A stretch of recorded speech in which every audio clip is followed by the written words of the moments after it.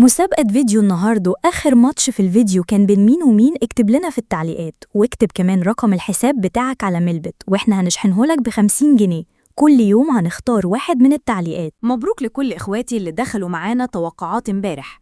3 ماتشات، 3 انتصارات نظيفة، والذكاء الاصطناعي قال كلمته.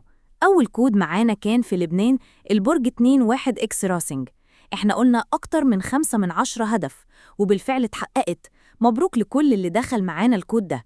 الكود التاني من MLS الدوري الأمريكي انتر ميامي 41 إكس مونتريال، وتوقعنا أكتر من هدفين، والنتيجة خماسية كروية، واللي دخل الكود ده كسبها بصافرة الحكم.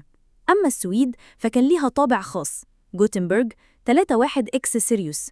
التوقع أكتر من هدف ونص، والماتش انتهى برباعية ممتعة، ودي كانت تالت ضربة ناجحة من الذكاء الاصطناعي. كل من توقع بثقة كسب بذكاء. دي كانت توقعاتنا بكودات الذكاء الاصطناعي 6/7/2025، واللي جاي أقوى. خليك معانا وخلي توقعك دايما مبني على تحليل مش حظ. تابعونا عشان توصلكم التوقعات الجاية أول بأول، ومبروك لكل الكسبانين. ويلا بينا نبدأ في ماتشات 7/7/2025. بس قبل ما نبدأ ما تنسوش اللايك المتين، ولو حابب تنضم لفريقنا على ميلبت ما تنساش تكتب في خانة البرومو كود أو الرمز جودا 123. ركز معايا لأن الماتش ده مش عادي.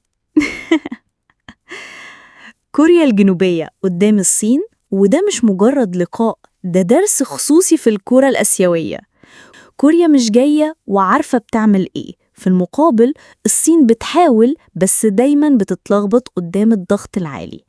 أداء كوريا قدام الصين دايماً قوي، وبيسجلوا بدري وبيتفوقوا بدنياً وتكتيكياً، وعلشان كده الذكاء الاصطناعي بيأكد إن الحدث الأأمن والأكتر منطق دلوقتي هو أكتر من 1.5 هدف في الماتش، واحتمال كبير جداً يتحقق من الشوط الأول. ولو عايز الكود هو 41YP1.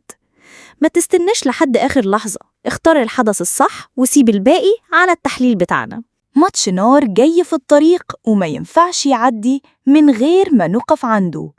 منتخب الأردن للسيدات داخل بكل تقله على منتخب لبنان، والفرق واضح من قبل البداية. الأردن مرشحة وبقوة، الأرقام بتقول كده، والملعب غالباً هيأكد. مش بس فرق في التصنيف أو الخبرة، لأ، ده كمان الأداء الهجومي عند الأردن أقوى بكتير.